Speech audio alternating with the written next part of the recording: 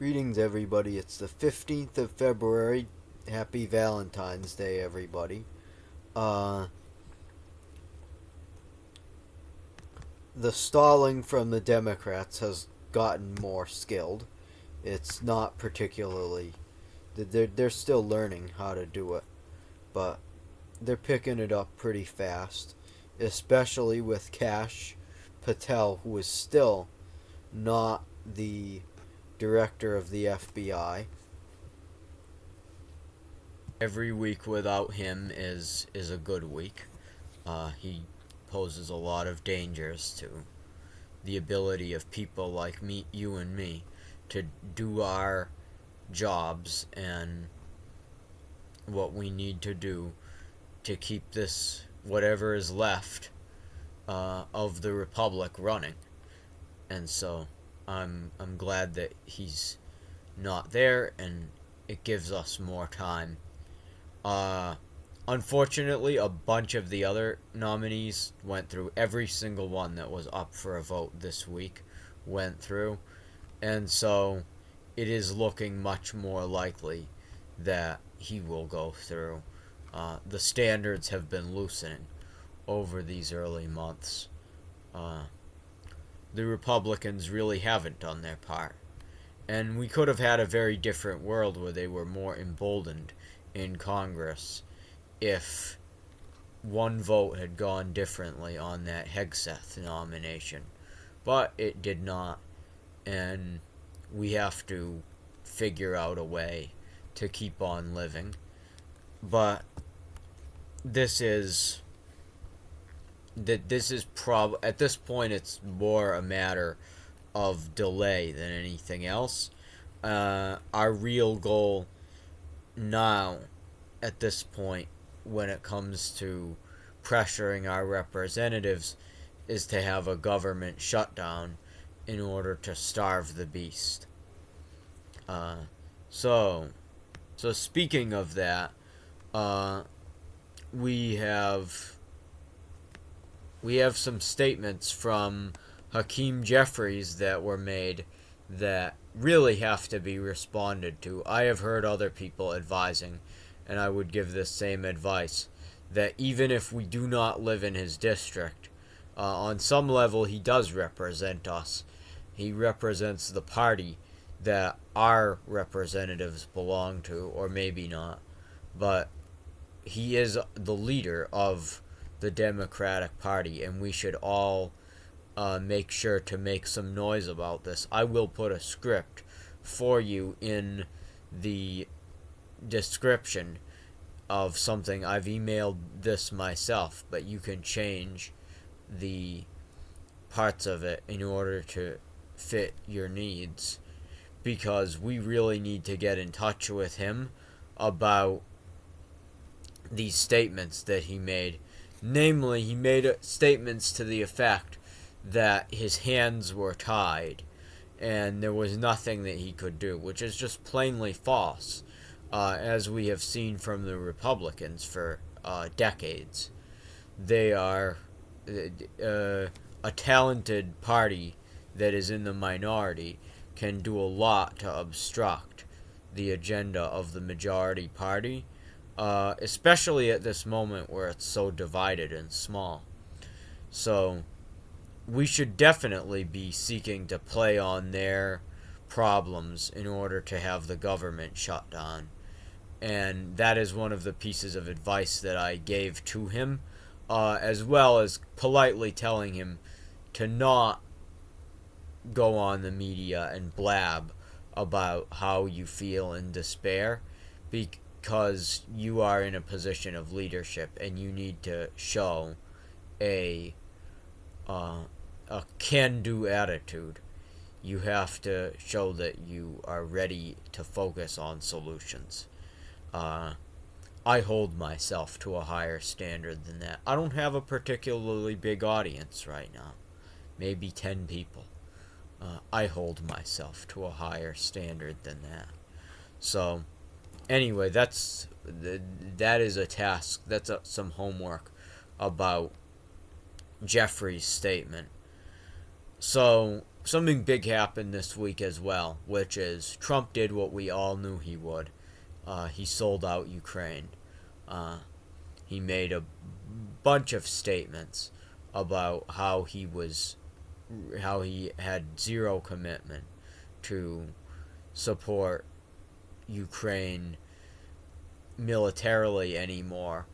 And this is something actually that I would have, and I regret not doing a lot of this work sooner in terms of running this channel. This is something we could have done during the lame duck period, is contacted a bunch of defense contractors and disposal companies and asked them to start selling the arms to Europe and Ukraine instead of disposing of them when they receive a contract, and just do that. And I'm sure they could have done that. I'm sure they have that level of discretion. Maybe they don't. But this is something that we could have called them about. But now it is likely too late. If you have experience with this kind of stuff, if anybody in high places is listening, that would be a great thing to do. I would love to be able to keep sending these weapons, because they are going to be disposed of anyway, and keep sending them to Ukraine in spite of the changes in policy. And if we can do that through the private sector, it's great. But it's not, these people don't represent you per se. It's not as useful as calling your representatives unless you're already in that kind of position in the defense industry. And if you are, go for it. So Pete Hegseth rolled over and did everything that we said. And Ukraine's a big deal. And it is really, Pete Hegseth obviously took the party line from Trump as soon as he flipped from strength to cozying up to Putin. He went along with that. He didn't put up any resistance.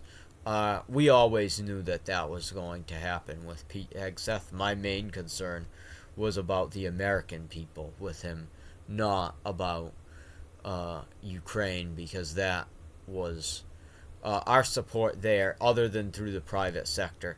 Definitely, we have to focus on the private sector if we can, but at the level of the government, of the public sector and the federal government, Ukraine support is basically over. And so Europe is going to have to step up. I think they will. They've had a variety of organized reactions, more than we've expected ever since Trump was elected in November. And so it's not quite over. Like, it would be over if American troops actively went in there and gave it to the Russians. That would suck, but I doubt they're going to do that. I doubt they're going to do much of their military interventionism, which is why I don't talk about it. All the Greenland and Panama and Canada stuff. If they tried to do that, if people had to get sent out there, enlisted people, draftees, had to get sent out there, and I am one, so maybe this is wishful thinking. I would be on the draft. But if people start getting sent to places that are allies, that are NATO, against, or at least allied with NATO countries, if there was that kind of an internecine fight inside of NATO, that would likely, as bad as Congress is, that would likely lead to impeachment. And I think that Trump knows that. And so he is not going to do that. Until that happens, it's not over.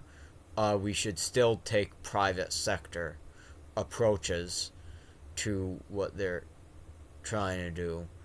Most of Russia's assets that are frozen are in Europe, so those could be used again to buy weapons on part of the Europeans. The Europeans could start making contracts with not the DoD. They're gone. with our contractors. They could use American mercenaries. There's all kinds of things they could do. If you have any kind of connection to that, uh, and uh, and definitely, I would love for some of you to start reaching out to people that have these connections. If you have a connection inside of the either the defense system or on the European side in politics, definitely start working with the private sector. They care about profit. They're not loyal to Trump per se, and they won't be. And right now, there are no secret police yet. Uh, there is no sense of widespread. There's a sense of widespread fear, but it's not. We do not live in a totalitarian society as of mid-February 2025. We don't live in a totalitarian society, and that means that businesses are still motivated by profit and not trying to avoid execution.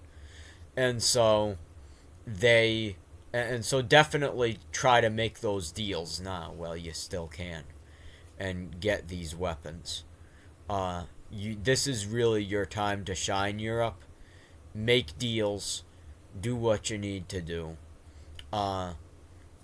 If you speak with European leaders, if you have anything like that, even academic leaders, definitely speak to them about this.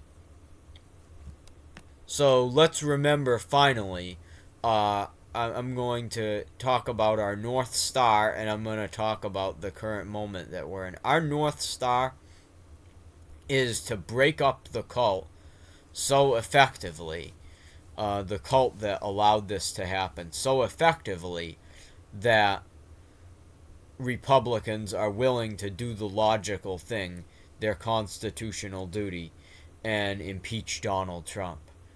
And if they don't, we could vote them out and replace them with people that will.